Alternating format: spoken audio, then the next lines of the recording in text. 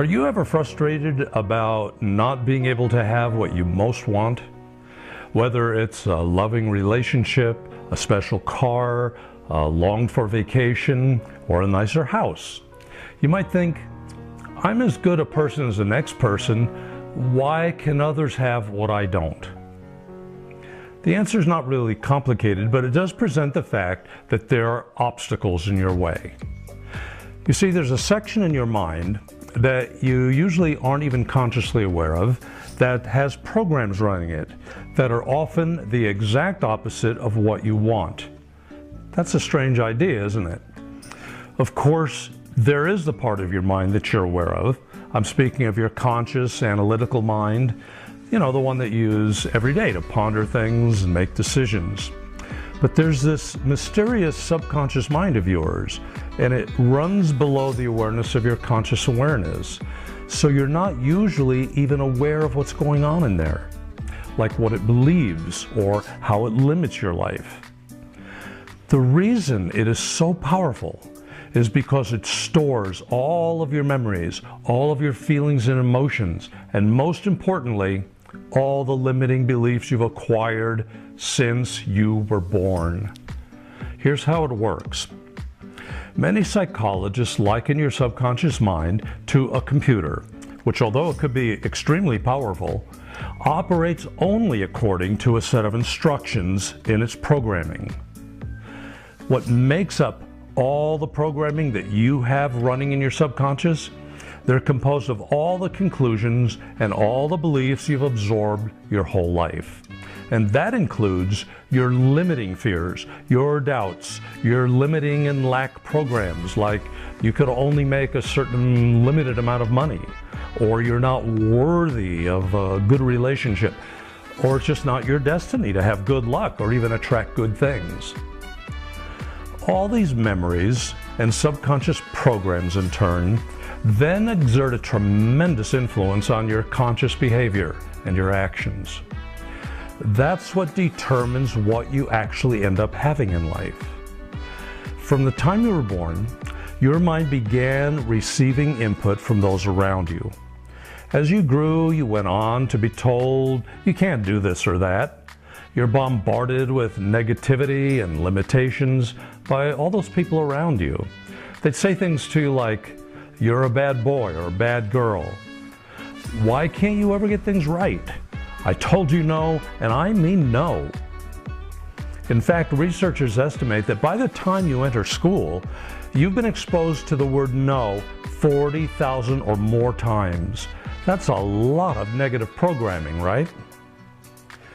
This is especially a problem when you're young, when you're so impressionable as a child, strongly influenced by all the limiting beliefs of those around you. So you began seeing yourself in limiting ways, according to the opinions that are projected on you by parents and teachers and friends. This formed an image of yourself that you have inside of you. It's in your subconscious mind, and that's your self-image. And it was basically formed by the time you were 12 years old. And yet, it continues to affect you for the rest of your life, unless you actually go into your subconscious and change it. And here's the critical piece of information about your self-image. It doesn't change by itself, and it can keep running your life for decades. Let me give you a real-life example how this happens. Imagine there's a Little League baseball player who usually gets up to bat and strikes out. This has already happened to him numerous times, and now he's about to get up to bat again. Now, what kind of feelings and images and thoughts are going through that child's mind as he walks up to the plate? Do you think he's thinking, this time I'm going to hit a home run? Of course not. This youngster has very little self-confidence because each time he gets up to bat, he's more nervous and scared than the time before. And that's one of the biggest reasons why he usually strikes out. And I can tell you the reason I know this is because as a child, I played on a Little League baseball team. And I remember the nervousness and the fear that I would strike out as I walked up to bat. And in fact, I wound up striking out every time except twice the entire year. Can you imagine how it felt to strike out again and again? I had that sinking feeling of humiliation, embarrassment, and defeat. It was really horrible. The same type of things happen if you were bullied, if you were teased, ridiculed, blamed, criticized, or even if you were made fun of when you were a child. These type of things make really lasting impressions on a child's mind. So when you become an adult and you approach a stressful or challenging business or relationship situation, you react with the same kind of nervousness, doubts, fears, anxiety that you're going to be rejected or strike out again. Let me tell you a true story about another way the subconscious programming works. This is about someone who thought he was limited and thought he couldn't change. In other words, he was stuck and he couldn't make the breakthroughs he wanted. Back in the mid-1970s, no human being had ever lifted 500 pounds overhead. No one believed it was even possible. The world's record was held by a Russian, Vasily Alexiev. Vasily had come pretty close a few times, but he had never broken that 500-pound barrier. Well, for one important competition, his trainers told him that he would be lifting a weight that he had lifted before, 499 pounds. But after he lifted it, he discovered his trainers tricked him about the weight. He had actually lifted more than 500 pounds, and he set a new world's record. What his trainers did was purposely tell him to do something he already believed and knew he could do. And so their trick on him erased that limiting belief that he had, not only in his mind, but also in the mind of every other weightlifter. Now here's another perfect real-life example of a friend of mine who was a salesman of a big company, and he had made $56,000 a year for 2 years. And so the company decided they were going to move him into a better territory where he could make a whole lot more money. But the amazing thing was that when they moved him to this new territory, he wound up making the exact same amount of money. That was $56,000 that year. So then they decided to move him to another territory. This time they put him in an area where the former salesman only made $35,000 that year. Surprisingly, my friend once again wound up making $56,000. And that's when he asked me if I could help him figure out what was going on. When I started discussing this with him, we found out that his father had never made more than $56,000. And that became set in his mind as a limit of what he could earn. Isn't that amazing? And this type of pattern is very common. People often limit themselves by their parents' accomplishments.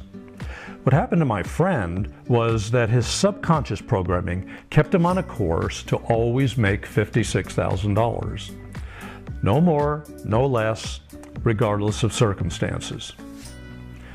You see, the subconscious functions somewhat like an autopilot in an airplane.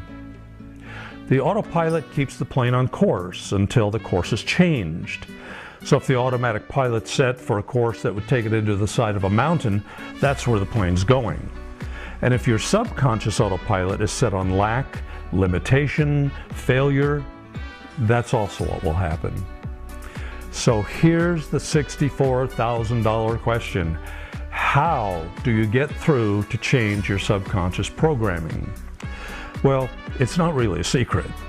The quickest, most powerful way to reprogram your subconscious mind is by using a special form of visualization, imagining, and it can totally turn your life around. Let me explain this with a fascinating study. 30 people were divided into 3 groups. On the first day, they went out to a golf course, and on the putting green, their putting accuracy was measured. For the next 6 days, one group was asked to imagine in their mind making a successful putt before every attempt. They were told to imagine all the details, how they would hold the club, how they would make a gentle backswing, and to visualize stroking the putt smoothly down the target, and then they were told to imagine the ball would roll right into the cup. A second group was also asked to imagine a putt, but they were told to visualize the ball going toward the cup, but at the last instant, the ball would swerve away from the cup and they would miss the putt.